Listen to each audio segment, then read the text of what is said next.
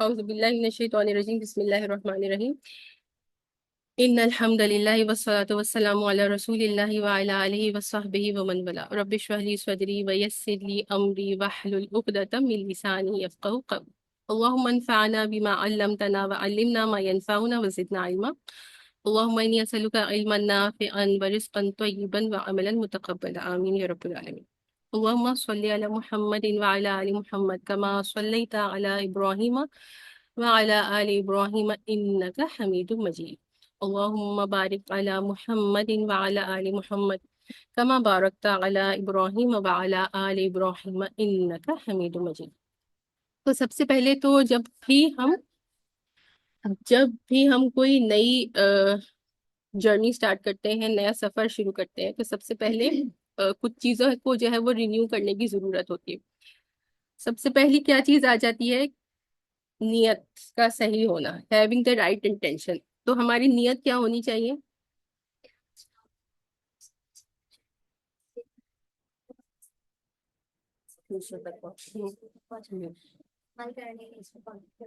صحیح ہے۔ تو عائشہ کہہ رہی ہے کہ ہماری نیت یہ ہونی چاہیے کہ ہم سیکھیں اور دوسروں کو اس پہ عمل کریں اور دوسروں کو سکھائیں۔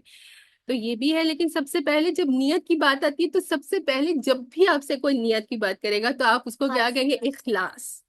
اللہ کو، وعلیکم السلام ورحمۃ اللہ، اللہ سبحانہ و تعالیٰ کی رضا کے لیے ہر کام میری زندگی کا کس لیے ہونا چاہیے؟ میری نیت، وہ آپ نے بالکل صحیح کہا، لیکن اس سے پہلے کیا کہ میں اللہ کو راضی کرنا چاہتی ہوں۔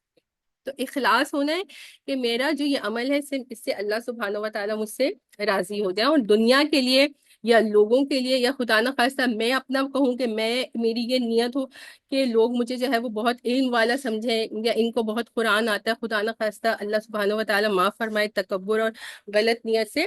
تو ایسی نیت کسی کی نہیں ہونی چاہیے۔ ہم جو ہے اس وقت کو نکال رہے ہیں، ہر کوئی نکال رہا ہے الحمدللہ، اور ایسا بھی ہوگا کہ اسی وقت میں شیطان آپ کے لیے اور مشکل پیدا کرے گا کہ کوئی نہ کوئی کام آپ دیکھیں گی کہ پورے ایک ہفتے میں آپ کو 1 گھنٹہ ہی نکالنا ہے، لیکن اس 1 گھنٹے میں ہی آپ کو کوئی ایسا کام پڑ جائے گا۔ تو اب آپ کو اپنی پرائیورٹی چوز کرنی پڑے گی کہ کیا آپ پورے ہفتے میں 1 گھنٹہ قرآن کو سمجھنے کے لیے نکال سکتی ہیں، یا آپ شیطان کی ٹرک میں پھنس کے اور وہ گھنٹہ بھی نہیں نکال سکتی۔ تو یہ سب سے پہلی بات ہوگی۔ پھر اس کے بعد ظاہری بات ہے کہ نہ میری توفیق ہے کہ میں ایک لفظ کہہ سکوں یا ایک لفظ کسی کو بیان کر سکوں یا سکھا سکوں، نہ آپ میں سے کسی کی کوئی توفیق ہے کہ آپ لوگ یہاں پر آئے اور اللہ کے کلام سے جڑ سکیں۔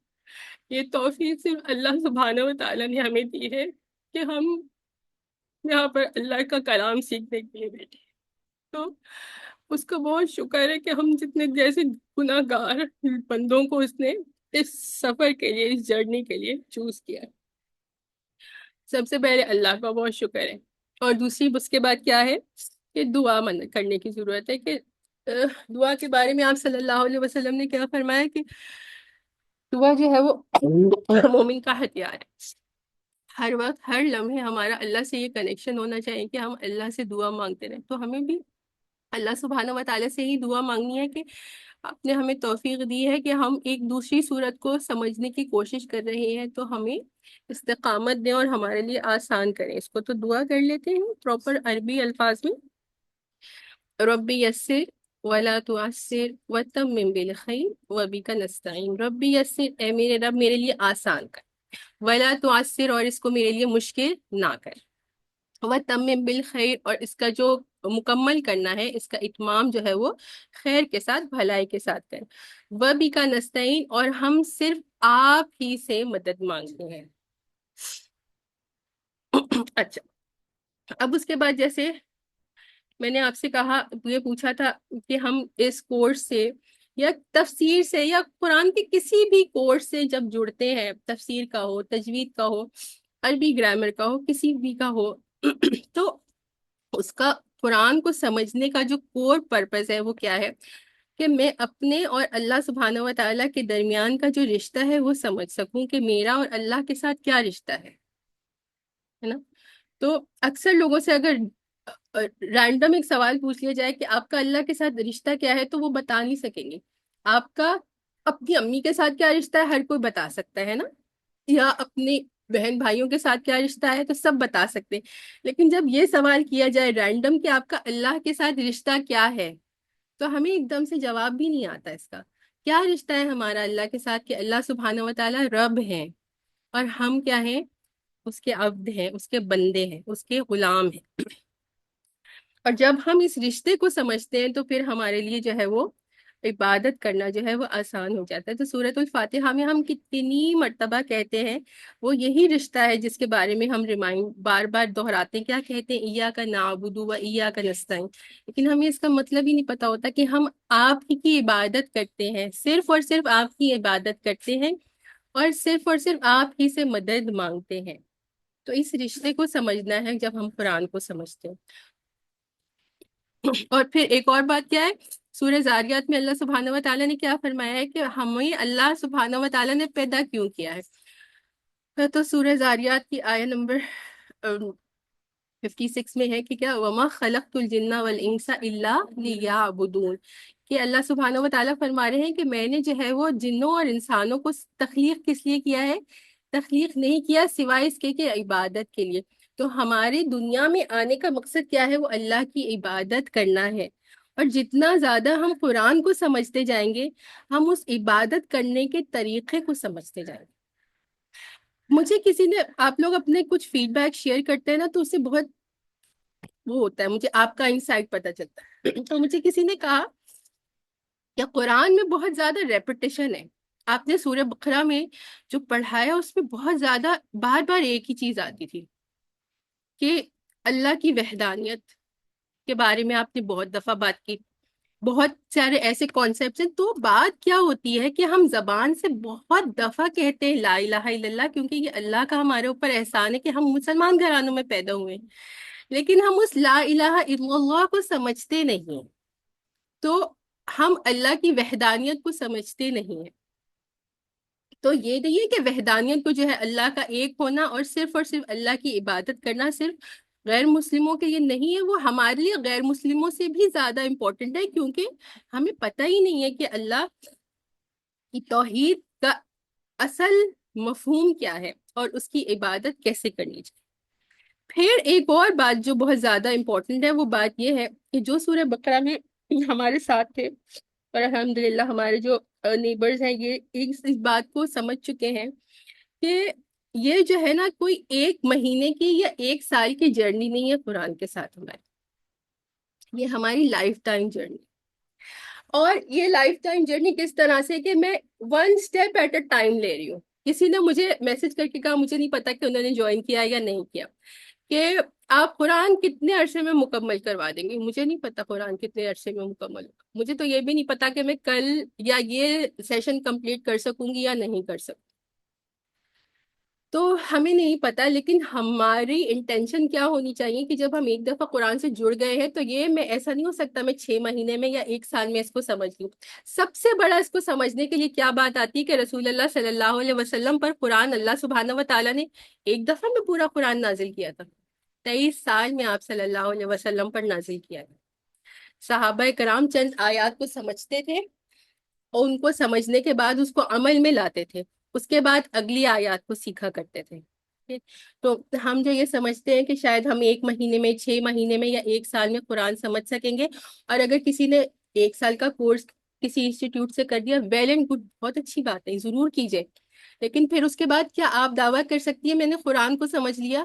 کوئی نہیں دعویٰ کر سکتا، یہ آخری سانس تک کا سفر ہے۔ تو یہ ایٹیٹیوڈ کے ساتھ ہی آپ کو میری کلاس میں آنا ہے کہ میں چند آیات کو آج سمجھوں گی اور اس سفر کو اپنی آخری سانس تک جاری رکھوں۔ کر رہی ہوں، میں کری ہوں انشاءاللہ، یہ ایک دفعہ کا ہے۔ جی وہ آئی ہیں، انہوں نے جوائن کیا۔ اچھا، تو یہ ساری باتیں ہو گئی الحمدللہ۔ اب یہی بات ہے کہ سورہ بقرہ ہم نے کر لی تھی، اور سورہ بقرہ کے ساتھ جو دوسرا اس کا پیرنگ صورت ہے وہ سورہ آل عمران ہے۔ اس کے بارے میں یہ صحیح مسلم کی روایت آ رہی ہے۔ کس سے روایت ہے؟ یہ حضرت ابو امامہ رضی اللہ عنہ نے کہا کہ میں نے رسول اللہ صلی اللہ علیہ وسلم کو سمعت رسول اللہ صلی اللہ علیہ وسلم، کہ میں نے رسول اللہ صلی اللہ علیہ وسلم کو سنا، آپ فرما رہے تھے یقول اقرأوا القرآن، کہ قرآن کو پڑھو۔ تو اقرأوا قرآن، صحابہ کرام کو عربی زبان آتی تھی، تو جب وہ قرآن کو پڑھتے تھے تو ان کو زیادہ تر باتیں سمجھ میں آ جاتی تھی. ہم اگر قرآن کو پڑھتے ہیں تو ہمیں قرآن تو سمجھ میں نہیں آتا کیونکہ عربی ہماری زبان نہیں. تو جب ہمیں پڑھنا ہے تو سمجھ کے پڑھنا ہے، یہ نہیں کہ صرف عربی. عربی تو آئی تھنک 90 سے 90% سے زیادہ مسلمان ایسے ہوں گے جو عربی متن قرآن کا پڑھ لیتے ہیں، لیکن اس کو سمجھتے کتنے؟ بالکل ہی مائنیوٹ 1% لوگ بھی ایسے نہیں ہیں جنہوں نے قرآن کا پورا ترجمہ کور ٹو کور پڑھا ہے. تو یہاں پر یہی بات ہے کہ سمجھ کے پڑھو. اقرأوا القرآن فإنه يأتي يوم القيامة شفاعا لأصحابه، کہ پڑھو قرآن کو کہ یہ قیامت کے دن آئے گا اپنے پڑھنے والے کے لیے، اپنے صاحب کے لیے کیا؟ شفاعت کرنے والا. اقرأ الزہراوین. اور پھر قرآن میں جب کہا تو پھر اس میں تو آلریڈی ساری صورتیں آ گئی، لیکن اس کے بعد تاکید کے لیے، اس کی اہمیت کو بتانے کے لیے فرمایا کہ اقرأ الزہراوین، کہ پڑھو دو روشن صورتوں کو، البقرہ سورہ بقرہ و سورہ آل عمران، بقرہ اور سورہ آل عمران کو. اور پھر ان کے بارے میں کیا فرمایا؟ فَإِنَّهُمَا يَأْتِيَانِ يَوْمَ الْقِيَامَةِ كَأَنَّهُمَا غَمَامَتَانِ، کہ یہ آئیں گی قیامت کے دن اپنے پڑھنے والے کے لیے کس طرح سے کہ گویا یہ ہے دو بادل کے ٹکڑے. او کأنہما غیایتان، یا جیسے یہ ہوں گی کیا؟ دو سائے. او فرقان من الطیر صواف، یا پھر جو ہے پرندوں کے جو ہے وہ جھنڈ جو ہوں گے صف در صف. اور پھر یہ صورتیں کیا کریں گے؟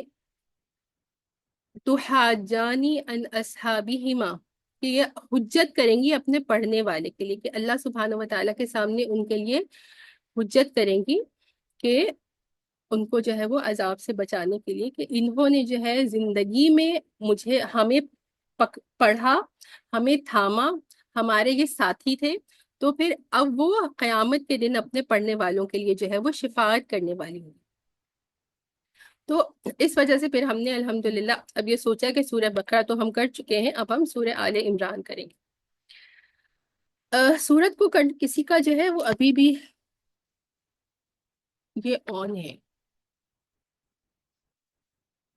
ایک منٹ، کسی کا کیمرہ جو ہے وہ آن ہے. نوشابہ آنٹی آپ کا جو ہے کیمرہ آن ہے. جی ٹھیک ہو گیا. اچھا جی. تو سب سے پہلے جو ہے وہ کرتے ہیں. تو یہ سورت کیا ہے؟ یہ سورت مدنی سورت ہے. مدنی سورت کا کیا مطلب ہے عائشہ بتائیے. جی اکثر جب پوچھا جاتا ہے مدنی سورت کا تو کہا جاتا ہے کہ جو مدینہ میں نازل ہوئی، لیکن یہ غلط جواب ہوتا ہے. جو ہجرت کے بعد نازل ہوتی ہے وہ مدنی صورت ہوتی ہے. تو یہ ہجرت کے سورہ بقرہ بھی جو ہے وہ مدنی صورت تھی، ہجرت کے بعد نازل ہوئی تھی، اور یہ بھی جو ہے وہ مدنی صورت ہے، یہ بھی ہجرت کے بعد نازل ہوئی ہے.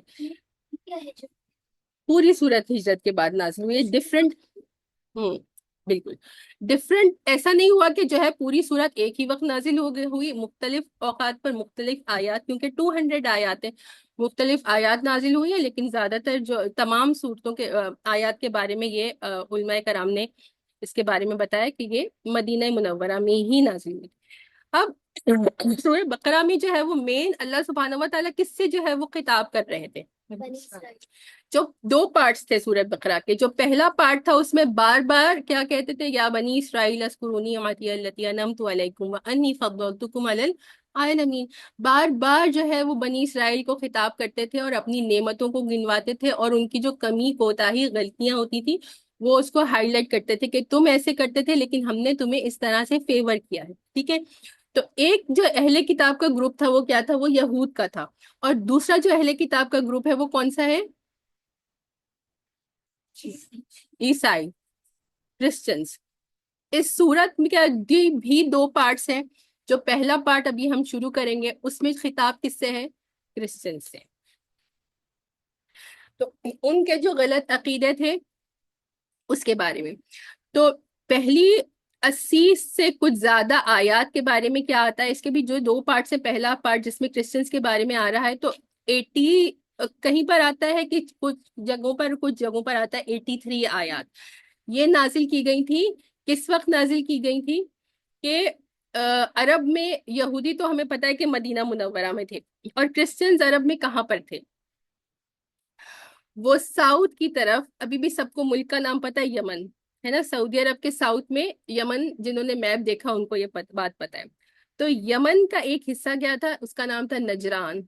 اور نجران میں جو ہے وہ کرسچن کمیونٹی تھی، اور 1 لاکھ سے زیادہ لوگ جو تھے وہ کرسچنس تھے. اور پھر یہ کیا ہوا کہ مدینہ آنے کے بعد بھی جو ہے، 8 ہجری میں یا پھر 9 ہجری میں آپ صلی اللہ علیہ وسلم نے، ظاہری بات ہے کہ پہلے قریب سے آپ نے دعوت و تبلیغ کا کام شروع کیا، اور پھر اس کے بعد جب مکہ فتح ہو گیا تھا، 8 ہجری میں مکہ فتح ہو گیا، تو اس کے بعد جو ہے پھر آپ صلی اللہ علیہ وسلم نے جو ہے وہ دوسرے علاقوں کی طرف جو وہ کیا. یا ایون صلح حدیبیہ کے بعد بھی آپ صلی اللہ علیہ وسلم نے جو ہے وہ دوسرے جو بادشاہ وغیرہ تھے ان کو خطوط بھیجنا شروع کر دیے تھے. تو 8 ہجری میں یا پھر 9 ہجری میں آپ صلی اللہ علیہ وسلم نے جو ہے وہ ان کو ایک خط خود سے بھیجا تھا، اور ان کو جو ہے وہی دعوت و تبلیغ کی تھی، اسلام کا پیغام دیا تھا، اور ان سے کہا تھا کہ اسلام قبول کر لو. تو پھر اس کے جواب میں انہوں نے کیا کیا تھا کہ ان کا ایک جو ہے وہ گروپ آیا تھا، جس میں آلموسٹ 80 لوگ تھے، جس میں سے 14 لوگ جو تھے وہ ان کے کیا تھے، بہت وہ ان کے پریسٹ وغیرہ تھے. تو وہ آئے اور انہوں نے آ کر مدینہ میں قیام کیا، اور آپ صلی اللہ علیہ وسلم نے انہیں کہاں رہنے کی جگہ دی تھی، مسجد نبوی کے اندر. وہ انہوں نے مسجد نبوی میں وہ رہتے تھے. اور اس کے بعد پھر آپ صلی اللہ علیہ وسلم اور ان کے درمیان جو ہے وہ کنورزیشنز ہوتی تھی، بحث و مباحثے وغیرہ ہوتے تھے. خیر اس کا اینڈ میں کیا ہوا، کیونکہ بہت ساری آیات ہیں، تو جیسے جیسے آیات کو پڑھتے جائیں گے تو اس طرح سے جو ہے وہ ان سے ریلیٹ کرتے جائیں گے اور سمجھاتے جائیں گے. میں آپ کو انشاءاللہ تعالیٰ کے کس کس طرح سے بات ہوئی. تو انہی سے کے بعد جو ہے یہ آیات نازل ہوئی تھی. پہلی آیت دیکھ لیتے ہیں، اعوذ باللہ من الشیطان الرجیم، بسم اللہ الرحمن الرحیم، الف لام میم. اس کے بارے میں ہمیں پتہ ہے کیا ہے، یہ حروف مقطعات. ان کو کیا کہتے ہیں، حروف مقطعات یا ڈس جوائنٹڈ لیٹرز، کہ ان کو الگ الگ پڑھتے ہیں ہم، ہے نا. اگر الف لام میم کہیں پر لکھا ہو تو اس کو کوئی علم بھی تو پڑھ سکتا ہے، علم نشرح کتنی جگہ ہے نا، لیکن اس کو ہم علم تو نہیں پڑھے، ہم الف لام میم پڑھ رہے ہیں. کیوں؟ کیونکہ آپ صلی اللہ علیہ وسلم نے صحابہ کرام کو اسی طرح سکھایا، اور پھر ان سے ہم تک بھی یہ پڑھنے کا یہی طریقہ. اب اس کے معنی کے بارے میں کیا کہا جاتا ہے، اس کے معنی صرف اللہ سبحانہ و تعالی اور رسول اللہ صلی اللہ علیہ وسلم جانتے ہیں، اس کے بارے میں اور کوئی نہیں جانتا. سو واللہ و رسولہ اعلم بمرادہ، اس کے بارے میں اور ہم نہیں جانتے ہیں، یہ اللہ اور اللہ کے رسول صلی اللہ علیہ وسلم ہی جانتے. حروف مقطعات آگے. اب یہ جو آیہ نمبر 2 ہے، یہ کیا ہے، اللہ لا الہ الا هو الحی القیوم. آیت الکرسی میں بھی اسی طرح سے آتا ہے نا، کہ اللہ لا الہ الا هو الحی القیوم. تو جنرل اگر ہم اس کا ترجمہ دیکھیں کہ اللہ سبحانہ و تعالیٰ کے علاوہ کوئی عبادت کے لائق نہیں ہے، اور وہ کیا ہے، وہ الحی ہے، یعنی کامل حیات والا ہے، اور وہ قیوم ہے، کہ وہ پوری کائنات کو سنبھالے ہوئے ہیں، یا پوری کائنات کو اپنے قیام کے لیے اس اللہ سبحانہ و تعالیٰ کی ضرورت ہے. جنرلی ہم اس کے بارے میں بہت سی بات کر چکے ہیں، لیکن پھر اب کیا ہوتا ہے کہ ربط آیات یا شان نزول سے آیت کی جو تفسیر ہوتی ہے اس میں کتنا فرق پڑتا ہے. کہ ان کے جو غلط عقیدے تھے، سب سے پہلے ان کے کیا غلط عقیدہ تھا کرسچنس کا، سب سے پہلے تو وہ کیا کہتے تھے، جی سب سے پہلے تو یہی کہ ان میں سے کچھ کرسچنس کے گروپس ابھی بھی ایسے ہیں جو کیا کہتے ہیں کہ وہ ٹرینٹی پہ بلیو کرتے ہیں، کہ عیسیٰ علیہ السلام ون آف دا تھری کہتے ہیں، کہ the father, the son and the holy ghost, کہ عیسیٰ علیہ السلام اور ان کے بیٹے، سوری اللہ سبحانہ و تعالیٰ فادر نعوذ باللہ، اور عیسیٰ علیہ السلام ان کے بیٹے، اور ہولی اسپرٹ اس کو کہتے ہیں، جبرائیل علیہ السلام کو. تو اس طرح سے ٹرینٹی کا ان کا عقیدہ ہے. یا پھر جو ہے کچھ لوگ جیسے عائشہ نے کہا کہ وہ ان کو اللہ کا بیٹا مانتے ہیں. تو یہ اس کے رد میں پھر کہا کہ اللہ لا الہ الا ہو، کہ اللہ ہی صرف اور صرف عبادت کے لائق ہے. لا الہ، جن کو پتہ ہے یہ کیا ہوتا ہے، یہ کیٹیگوریکل نیگیشن ہوتا ہے، لا نفی جنس ہوتا ہے، کہ ہر طرح کے الہ کی پہلے نفی کی جائے. اللہ، اس کے بعد کیا کہا، لا الہ، there is absolutely no one worship of worthy of worship، کہ عبادت کے لائق کوئی ہے ہی نہیں. تمام الہوں کی جو ہے وہ نفی کرنے کے بعد کیا کہا؟ اللہ، سوائے اس کے. عبادت کے لائق کون ہے؟ صرف اور صرف اللہ سبحانہ و تعالیٰ. اس کے علاوہ کوئی بھی عبادت کے لائق نہیں. کیوں؟ اب اس کی دو دلیلیں دی جا رہی ہیں. پہلی دلیل کیا دی جا رہی؟ الحی کہا گیا، اور الحی القیوم. تو حی کیا ہے؟ کہ وہ جو کامل حیات والا ہے. جب کامل حیات کی بات کرتے ہیں تو کیا ہو جاتا ہے؟ جو ہمیشہ سے ہے اور ہمیشہ رہے گا. اس کی تمام مخلوق کے بارے میں کیا ہے کہ ایک وقت تھا کہ وہ مخلوق نہیں تھی، اور ایک وقت ایسا بھی ہوگا کہ جب وہ مخلوق نہیں ہوگی. لیکن اللہ سبحانہ و تعالیٰ کی کامل حیات ہے کہ وہ ہمیشہ سے ہیں اور ہمیشہ رہیں گے. پھر مخلوق کو اپنی زندگی کے لیے، جیسے ہم انسانوں کو دیکھیں تو ہمیں اپنی زندگی کے لیے چیزوں کی ضرورت ہے نا. اگر آکسیجن نہیں ہوگی تو ہم مر جائیں گے. اگر ہمیں بہت عرصے تک کھانا اور پانی نہیں ملے گا تو ہم مر جائیں گے. تو جب اللہ سبحانہ و تعالیٰ کی کامل حیات کے بارے میں بات کی جاتی ہے تو انہیں کسی چیز کی ضرورت نہیں، وہ ہر حاجت سے پاک ہے. پھر اور دوسری بات کیا آ جاتی ہے؟ القیوم. کہ کیا ہے؟ کہ تمام اللہ سبحانہ و تعالیٰ اپنی ذات میں جو ہے ان کو کسی چیز کی ضرورت نہیں ہے، اور تمام مخلوق کو اپنے قیام کے لیے، اپنی ایگزسٹنس کے لیے اللہ سبحانہ و تعالیٰ کی ضرورت ہے. کہ ہمیں اور تمام مخلوق کو پیدا بھی اللہ سبحانہ و تعالیٰ نے کیا ہے، ہمیں رزق بھی وہی دیتے ہیں، ہماری حفاظت بھی وہی کرتے ہیں، ہماری پرورش بھی وہی کرتے ہیں نا. کوئی مخلوق ایسی ہے دنیا میں جو کہے کہ مجھے کسی چیز کی ضرورت نہیں ہے ایگزسٹنس کے لیے؟ ایسا ہے ہی نہیں. تو یہ سب سے پہلے یہ جو دو نام لیے گئے تو ان کو یہ جواب دیا کہ آپ صلی اللہ علیہ، بہت لمبی روایت ہے جس کو میں نے نہیں بتایا، کہ ان کی جو آپ صلی اللہ علیہ وسلم سے کرسچنز کی جو ڈیبیٹ ہو رہی تھی اس میں انہوں نے یہ باتیں، آپ صلی اللہ علیہ وسلم نے پوچھا کہ بھائی عیسیٰ علیہ السلام کے بارے میں تمہارا کیا عقیدہ ہے؟ تو انہوں نے کہا ہم تو اس کو جو ہے وہ ان کو اللہ کا بیٹا مانتے ہیں. تو اس پر انہوں نے پوچھا کہ اچھا جب باپ اور بیٹا ہوتے ہیں تو وہ ایک ہی جنس سے ہوتے ہیں؟ کہ انسان کا بیٹا انسان ہی ہوگا، ہے نا. تو جب خدا نہ خواستہ نعوذ باللہ تم عیسیٰ علیہ السلام کو اللہ کا بیٹا کہہ رہے ہو تو اس کا مطلب تو وہ رب ہے. تو رب اور عبادت کے لائق کون ہے؟ جو الحی ہے. لیکن عیسیٰ علیہ السلام کے بارے میں تو تم کہتے ہو کہ وہ تو پیدا ہوئے ہیں، اور ان کا تو ہم تو کہتے ہیں نا کہ وہ آسمانوں پر اٹھا لیے گئے، اور وہ یہ کہتے ہیں کہ وہ مر چکے ہیں. تو الحی تو نہیں ہے عیسیٰ علیہ السلام. ایک وقت تھا کہ وہ نہیں پیدا ہوئے تھے، ہے نا. اور ایک وقت آگے اس کے بارے میں اور بھی دلیل آئے گی.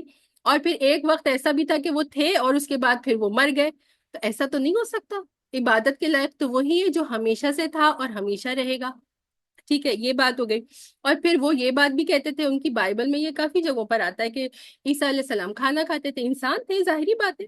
تو اللہ سبحانہ و تعالیٰ کو پھر آپ صلی اللہ علیہ وسلم نے یہ بھی کہا کہ اللہ سبحانہ و تعالیٰ کو تو کھانے اور پینے اور قضائے حاجت کسی چیز کی ضرورت نہیں. اور عیسیٰ علیہ السلام کے بارے میں تو آپ خود یہ بات کہتے کہ وہ کھاتے بھی تھے اور پیتے بھی تھے اور قضائے حاجت بھی کرتے تھے. تو ایسا کیسے ہو سکتا ہے؟ اپنے قیام کے لیے ان کو کسی کی ضرورت تھی. اور پھر وہ بھی یہ بات مانتے، ہم بھی یہ بات مانتے. اور ایسا ہی تھا کہ عیسیٰ علیہ السلام جو ہے جیسے ایک نارمل بچہ اپنے ماں کے رحم میں پیدا ہوتا ہے، عیسیٰ علیہ السلام بھی مریم علیہ السلام کی رحم سے پیدا ہوئے ہیں. تو ایسا کیسے ہو سکتا ہے؟ کیا کیا اللہ ایسا ہو سکتا ہے کہ جو کسی ماں کے پیٹ سے پیدا ہو؟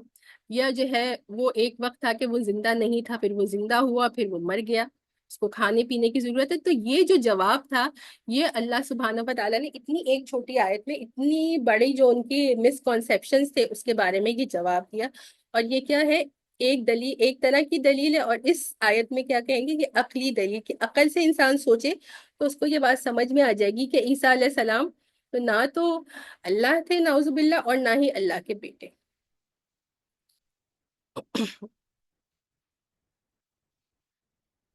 پھر اگلی بات کیا آ رہی ہے؟ آیا نمبر جو ہے وہ 3 ہے. اس میں کیا ہے کہ نزل علیک الکتاب بالحق مصدقا لما بین یدیہ وانزل التوراۃ والانجیل. اس میں کیا فرمایا ہے کہ نزل علیک الکتاب، کہ اس نے تم پر وہ کتاب نازل کی ہے، بالحق، حق کے ساتھ، یعنی کہ وہ سچی کتاب ہے، سچائی کے ساتھ. اور حق کا ہم نے پہلے بھی پڑھا ہوا ہے کہ دوسرا کیا مطلب ہوتا ہے؟ پرپس کے ساتھ. کہ اس کتاب کا پرپس ہے، کیا پرپس ہے کتاب کا؟ ہدایت دینا لوگوں کو، ہے نا؟ تو اس نے جو ہے یہ کتاب آپ پر بھیجی، یعنی رسول اللہ صلی اللہ علیہ وسلم پر بھیجی، بالحق، سچائی کے ساتھ، یا پھر ایک مقصد کے ساتھ، ایک پرپس کے ساتھ، لوگوں کی ہدایت۔ اور پھر اس کے بارے میں، قرآن کے بارے میں ہی کیا فرمایا کہ مصدقا لما بین یدیہ، جو تصدیق کرنے والی ہے جو اس سے پہلے ہے۔ تو قرآن سے پہلے کیا تھا؟ تورات اور انجیل، ٹھیک ہے۔ اس کے علاوہ اسی میں جو ہے وہ آ جاتا ہے، اس سے پہلے جتنے تمام انبیاء تھے ان کی بھی تصدیق کرنے والی ہے، کتابوں کی بھی، کہ کتابیں جو ہے وہ اللہ سبحانہ و تعالیٰ نے بھیجی تھی اپنے انبیاء کے لیے۔ اور اس سے پہلے آپ صلی اللہ علیہ وسلم ہی کوئی واحد نبی نہیں تھے، بلکہ اس سے پہلے بھی آدم علیہ السلام سے لے کر عیسیٰ علیہ السلام تک اللہ سبحانہ و تعالیٰ نے بے شمار پیغمبروں کو بھیجا۔ تمام پیغمبروں کو بھیجنے کا مقصد یہی تھا کہ انسانیت کی ہدایت کی جائے۔ چیٹ باکس میں جو ہے وہ ابھی آپ میسج نہ ٹائپ کریں، بعد میں جو ہے وہ ٹائپ کر لیجیے گا، میں ابھی نہیں دیکھوں گی چیٹ باکس۔ اینڈ میں پریفر کروں گی کہ ان میوٹ کر لیں اور پھر جس کو جو کہنا ہے یا پوچھنا ہے وہ پوچھ لیں۔ کبھی کبھی ایسا بھی ہوتا ہے کہ میں چیٹ باکس کے کویسچنس نہیں دیکھتی ہوں۔ تو یہ بات جب آ گئی مصدق لما بین یدیہ، جو تصدیق کرنے والی ہے اس سے پہلے تمام کتابوں کی اور تمام انبیاء کی تصدیق کرنے والی، وَأَنزَلَ التَّوْرَاةَ وَالْإِنجِيلَ، اور اسی نے یعنی اللہ سبحانہ و تعالیٰ نے ہی کیا نازل کیا؟ تورات کو اور انجیل، ٹھیک ہے، وہ بھی کتابیں آ گئی۔ اب ایک اور بات ہے جو تھوڑا سا ٹیکنیکل پوائنٹ ہے، لیکن ہم سمجھیں گے کیونکہ ساری تفاسیر میں یہ بات سمجھائی گئی ہے کہ جب قرآن کے نازل کرنے کی بات کی گئی تو اس کے لیے کیا، یہاں پہ جن کو اسکرین نظر آ رہی ہے وہ دیکھیے، اور جن کے پاس موبائل ہے، آپ لوگوں کے پاس کس کس کے پاس موبائل ہے؟ موبائل رکھیں یا وہ رکھ لیا کریں ترجمے والا، جیسے فضیلہ لاتی ہے، تاکہ پتہ چلتا رہے کہ ہم کیا کر رہے ہیں۔ تو قرآن کے لیے جو اللہ سبحانہ و تعالیٰ نے فعل استعمال کیا وہ کیا ہے؟ وہ نزلہ ہے۔ اور اس کے لیے کیا، جو تورات اور انجیل کے لیے جو ورب یوز کیا، جو فعل یوز کیا، وہ کیا ہے؟ وہ انزلہ ہے۔ تو نزلہ اور انزلہ ویسے دیکھا جائے ترجمے میں تو نازل کیا دونوں جگہ پر آ رہا ہے، یہاں پر بھی نازل کیا ہے اور پھر یہاں پر بھی اور اسی نے تورات اور انجیل کو اتارا یا نازل کیا، ایک ہی طرح کا ترجمہ ہوتا ہے۔ لیکن جب لٹرل میننگ میں جاتے ہیں تو نزلہ کا کیا مطلب ہوتا ہے؟ نزلہ کا مطلب ہوتا ہے گریجولی نازل ہوا۔ جیسے قرآن کیسے نازل ہوا؟ ایک دفعہ تو نازل نہیں ہوا، 23 سالوں میں بتدریج، جیسے جیسے ضرورت تھی، حالات کے حساب سے، جیسے جیسے موقع آتا جاتا تھا یا صحابہ کوئی سوال کرتے تھے اس حساب سے نازل ہوا۔ تو بتدریج، گریجول قرآن نازل ہوا، تو اس کے لیے نزلہ استعمال ہوا۔ اور جو تورات اور انجیل تھا وہ کس طرح سے، وہ ایک دم دے دیے گئے تھے، کہ انجیل کے بارے میں تو ہمیں زیادہ ڈیٹیلز میں نہیں پتا، لیکن تورات کے بارے میں ہم پڑھ چکے نا۔ تورات موسیٰ علیہ السلام کو کیسے دی گئی تھی؟ وہ تختیوں پہ لکھا ہوا تھا، کوہ طور پر دی گئی تھی، تختیوں پر لکھی ہوئی۔ تو ایک دفعہ پوری کتاب، لیکن یہاں سے ہمیں اس آیت سے پتہ چلتا ہے کہ جو تورات ہے وہ اور انجیل بھی، وہ ایک دفعہ میں پوری کتاب جو ہے وہ دے دی گئی تھی، اور بتدریجاً آپ صلی اللہ علیہ وسلم کو جو ہے وہ قرآن دیا گیا۔ قرآن کے نزول کے بارے میں بھی جو ہے وہ سب کو پتہ ہے، میرا نہیں خیال کہ شاید ہم نے سورہ بقرہ میں اس کے بارے میں بات کی تھی، خیر اگر کر بھی لی تھی تو ریمائنڈر ہو جائے گا کہ نازل ہونے کے بارے میں قرآن کا جو نزول ہے وہ کیا ہے، اس کے 2 سٹیپس ہیں۔ سب کو پتہ ہے وہ 2 سٹیپس کیا ہیں؟ کہ جو پہلا سٹیپ تھا وہ کیا تھا کہ جب اللہ سبحانہ و تعالیٰ نے جو ہے وہ زمین و آسمان کو پیدا کیا تھا تو اسی وقت جو ہے وہ لوح محفوظ میں قرآن بھی وہ لکھوا کر رکھ دی گئی تھی، وہ ہمیشہ سے موجود تھی لوح محفوظ میں۔ پھر آپ صلی اللہ علیہ وسلم جب دنیا میں تشریف لائے اور آپ کی جب عمر مبارک 40 سال ہو گئی تو اس کے بعد جو ہے وہ لوح محفوظ میں جو کتاب تھی وہ بتدریجاً اللہ سبحانہ و تعالیٰ جبرائیل علیہ السلام کو حکم دیتے تھے کہ اتنی آیات، یہ آیات لے جا کر آپ صلی اللہ علیہ وسلم کے قلب اطہر پر نازل کیجئے، وہ کرتے تھے، اور پھر آپ صلی اللہ علیہ وسلم اس کو یاد کرتے تھے اور امت تک پہنچاتے تھے۔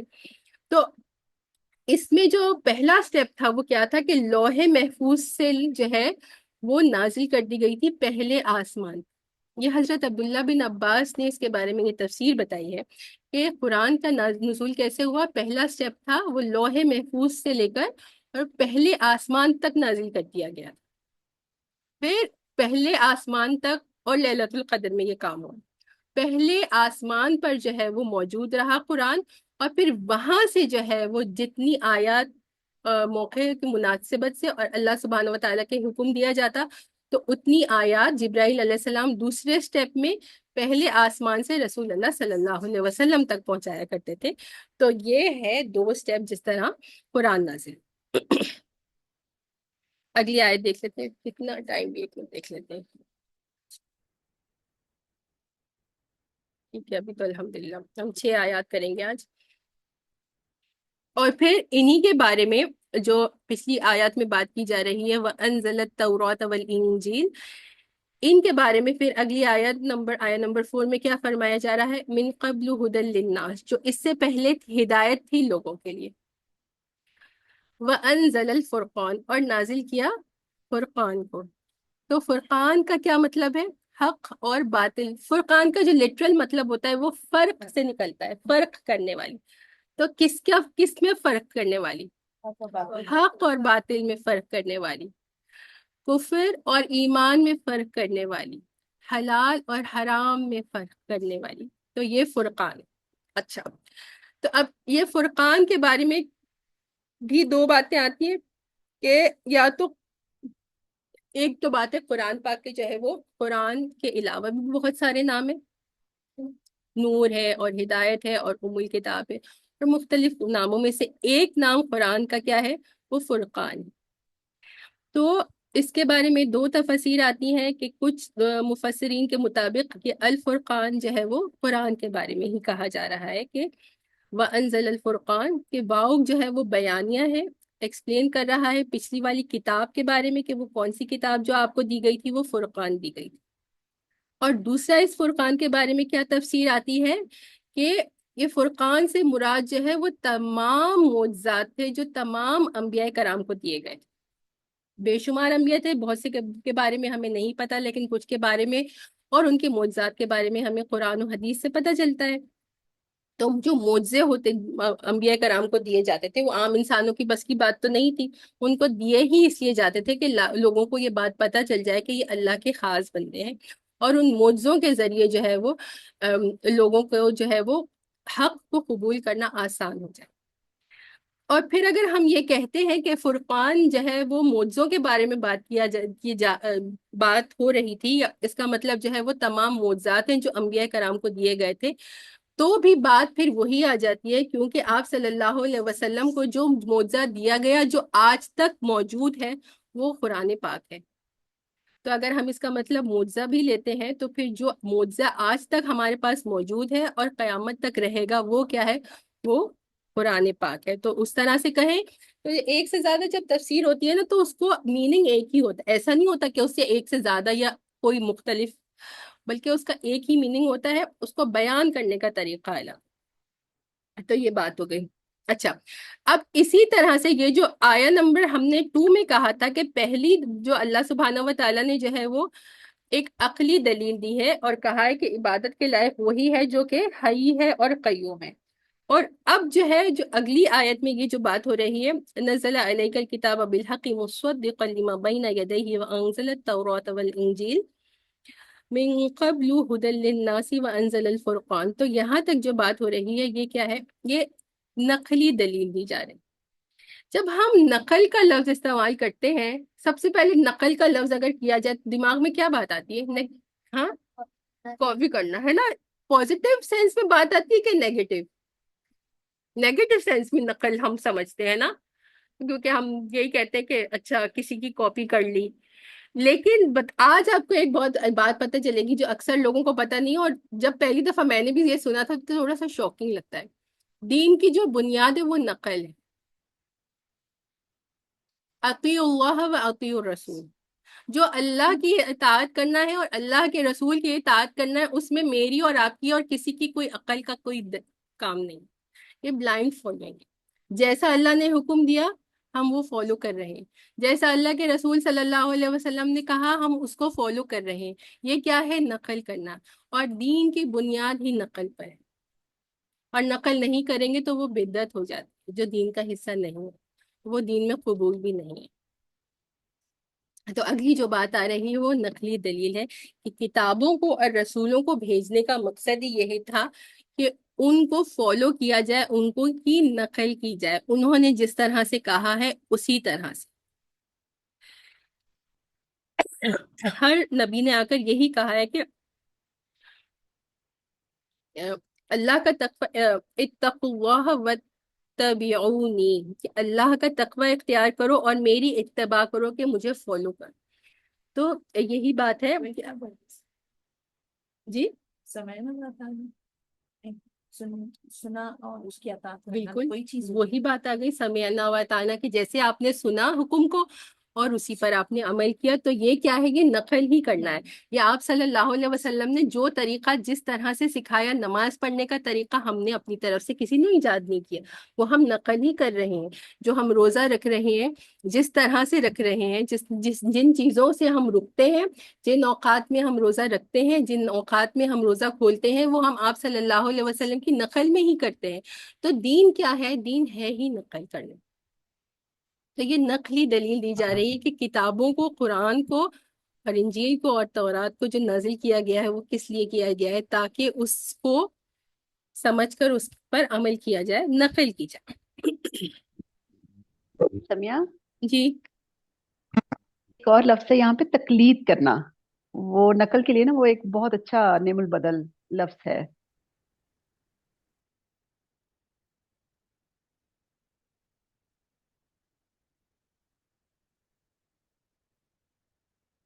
اچھا. پھر یہ بات ہم پہلے بھی سورہ بقرہ میں کر چکے تھے، کہ جب سورہ بقرہ ہم نے سٹارٹ کی تھی تو اس کے لیے کیا تھا؟ ہدی للمتقین آیا تھا نا، کہ متقین کے لیے ہدایت ہے. اور یہاں پر اس آیت نمبر 4 میں کیا اللہ سبحانہ و تعالیٰ کہہ رہے ہیں؟ کہ ہدی للناس ہے، لوگوں کے لیے ہدایت ہے. تو اس وقت بھی ہم نے یہ بات کی تھی کہ ہدایت کے بھی جو ہے وہ ڈفرینٹ لیولز ہوتے ہیں، یا مختلف طریقے کی ہدایت ہوتی ہے. پہلی تو ایک ہدایت ہوتی ہے جو کہ اللہ سبحانہ و تعالیٰ تمام مخلوق کو دیتے ہیں، اس کو ہدایت عامہ کہتے ہیں، عام ہدایت، کہ جو انسانوں کے پاس بھی ہے اور جو جانوروں کے پاس بھی ہے. کہ جیسے ابھی یہ ہمارے نیبرز میں، یا کسی بھی جانور کا بچہ جب پیدا ہوتا ہے تو اس کو کچھ بھی پتا نہیں ہوتا، لیکن اس کو یہ بات کیسے پتا ہوتی ہے کہ میں نے ماں کا دودھ پینا ہے؟ یہ ہدایت ہے جو اللہ نے اس کو سکھائی ہے. جو تو ہر مخلوق کو، ہر جانور کو، ہر انسان کو یہ ہدایت عامہ ہے جو ہر کسی کو اللہ نے دی ہے. ایک چڑیا ہے جو کہ گھونسلہ بناتی ہے، وہ کیسے گھونسلہ بناتی ہے؟ اس کو کس نے سکھایا وہ گھونسلہ بنانا؟ وہ ہدایت عامہ ہے جو اللہ نے اس چڑیا کو. ایسے تمام مخلوق کو ہدایت عامہ اللہ سبحانہ و تعالیٰ نے دیا ہے، جو کہ فرسٹ لیول آف ہدایت. پھر جب ہدی للناس، لوگوں کے لیے ہدایت کہا جاتا ہے، تو اس کا مطلب کیا ہے؟ کہ بے شک کہ وہ اس زمانے کے لوگ ہوں اور وہ اپنی کتابوں میں تورات اور انجیل کی طرف رجوع کرتے، یا پھر اس زمانے میں کوئی بھی انسان جو ہے وہ قرآن کی طرف آتا ہے، تو اس کے لیے ہدایت کیسی ہے؟ کہ اس کو ہدایت بیان ملتی ہے، کہ اس کو پتہ چل جاتا ہے. کتنے سارے لوگ ہوں گے جن کو پتہ ہے، اگر ہم سمپل اگزامپل بھی لیں کہ نماز پڑھنی تو ہے، تو یہ ہدایت بیان ہے کہ کیا صحیح ہے اور کیا غلط. تو جو بھی قرآن کو پڑھے گا تو اس کو صحیح اور غلط پتہ چل جائے گا، تو اس کو ہدایت بیان تو مل گئی. تو عام ہر انسان کے لیے اس میں ہدایت بیان ہے. اور جب کہا جاتا ہے ہدی للمتقین، تو اس میں کیا بات آ جاتی ہے؟ وہ کون سی ہدایت ہے؟ وہ ہدایت توفیق و عمل ہے، کہ اس پر عمل کرنے کی توفیق وہ سب کو نہیں ملتی. سارے لوگ، سارے، بے شک وہ مسلمان ہی ہو جائے، لیکن سارے مسلمان 5 وقت کی نماز نہیں پڑھتے. سارے مسلمان جو ہے وہ پورے روزے، 30 روزے رمضانوں میں مبارک میں نہیں رکھتے. اور بے شمار ایسے اللہ سبحانہ و تعالیٰ کے احکامات ہیں، بیسک ایگزامپلز ہم نے دے دی. ان کو صحیح اور غلط کا پتہ تو ہے، لیکن عمل کرنے والے کتنے کم لوگ ہیں. تو ہدایت بیان کے پتہ صحیح اور غلط کا، جو بھی اللہ کی کتاب سے جڑے گا یا اس کو پڑھے گا، اس کو صحیح اور غلط پتہ چل جائے گا. لیکن ہدی للمتقین، جو ہدایت کس کے ملک؟ جن کے دلوں میں تقوی ہے، انہیں ہی اللہ سبحانہ و تعالیٰ کی طرف سے یہ توفیق ملے گی کہ وہ اس پر عمل کر سکیں.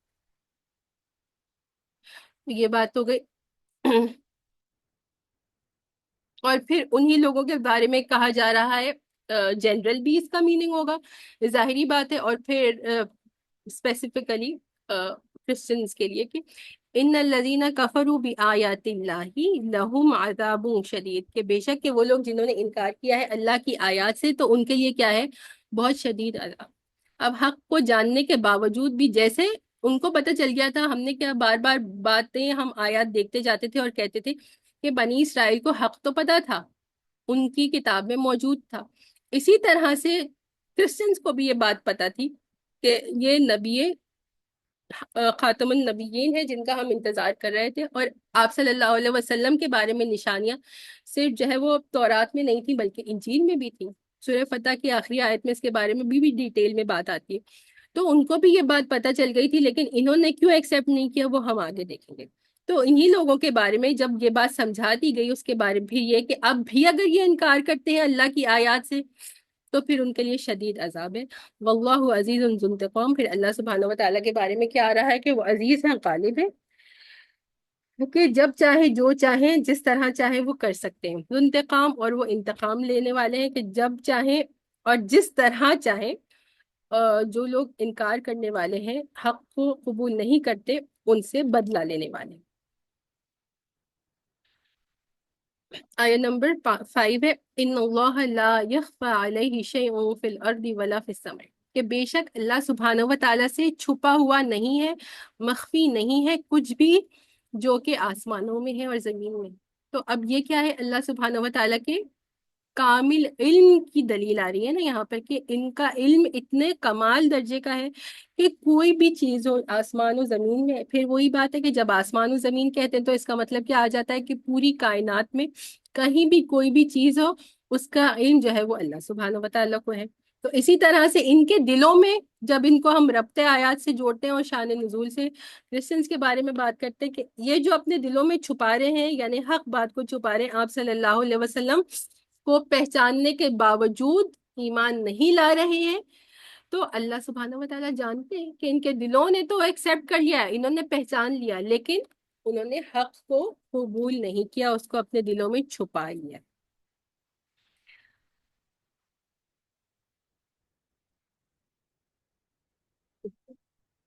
اب یہ آخری آیت دیکھیں، والذی یصورکم فی الارحام کیف یشاء، پھر اللہ سبحانہ و تعالیٰ کے بارے میں کیا فرمایا جا رہا ہے کہ وہی ہے کہ جس نے تخلیق کیا ہے فی الارحامی، رحموں میں، کیف یشاء، جیسے کہ وہ چاہتا ہے۔ تو بچے کو انسان کا بچہ بھی ہوتا ہے، اور اس کے علاوہ بھی جانوروں کے بھی بچے ہوتے ہیں، جو بھی بچے ہوتے ہیں وہ رحم مادر سے ہی بنتے ہیں۔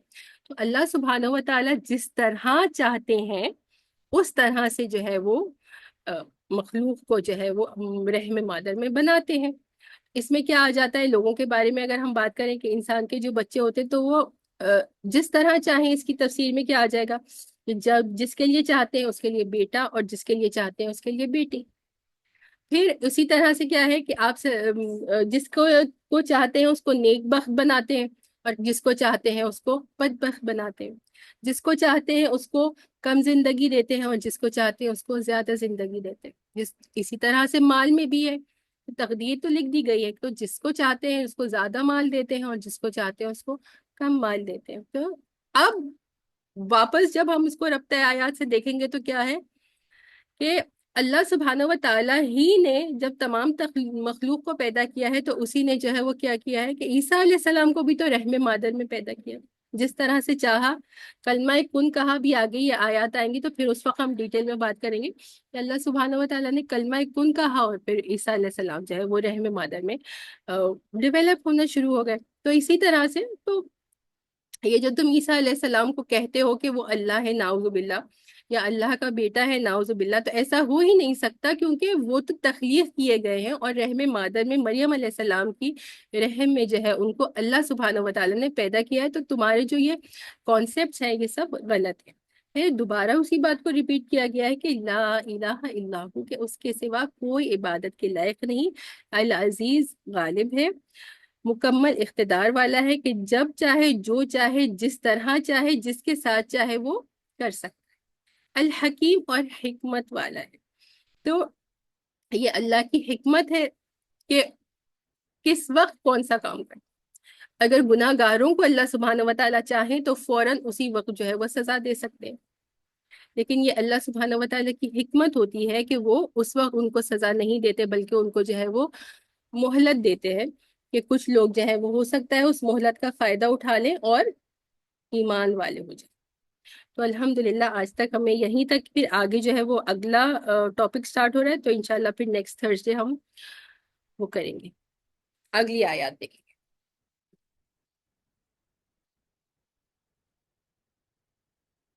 میں یہاں ریکارڈنگ سٹاپ کر دیتی ہوں۔